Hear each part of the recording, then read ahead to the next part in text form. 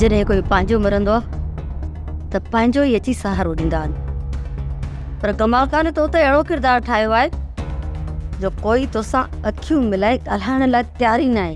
भाॼई मूंखे हैवान बणाइण वारो मुंहिंजो सॻो भाउ गफ़ार ख़ान आहे। जेके हुन हमदर्दियूं ॻोठवान सां कयूं न, जेकर उहे हमदर्दियूं मूंसां करे हा न त अॼु जहिड़ो ॾींहुं ॾिसो ई कोन। तुंहिंजो भाउ ज़ालिमनि न वियो हो, ज़ुल्म खे रोकणु चाहे पियो। हू ग़रीबनि ऐं मज़लूमनि सां इंसाफ़ करणु चाहे पियो। अथा गफ़ार ख़ान जन जाहिलनि जे करे पंहिंजो पाण खे माराए छॾे, उहे जाहिल अदा गफ़ार ख़ान खे छॾे साॻो ई अॼु मूंसां गॾु आहे। पर उन्हनि जी दिलि तोॾां मुतमिन नाहे।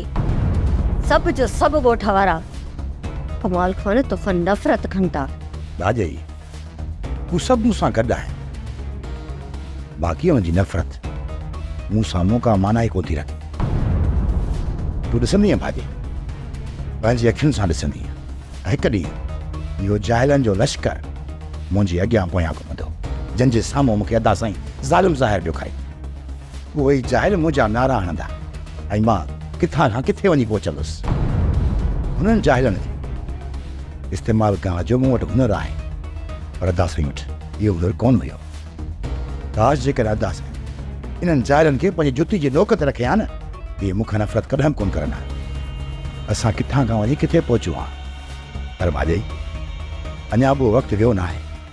हाणे मां तव्हांखे ॾेखारींदुसि त हीउ कमाल ख़ान कहिड़ी मंज़िल ते वञी पहुचे।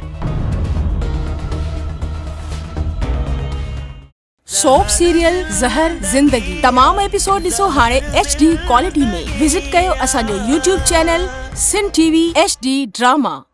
सब्सक्राइब कयो असांजो ऑफिशियल YouTube चैनल सिन TV HD ड्रामा ऐं वधीक अपडेट लाइ बेल आइकन खे क्लिक करियो।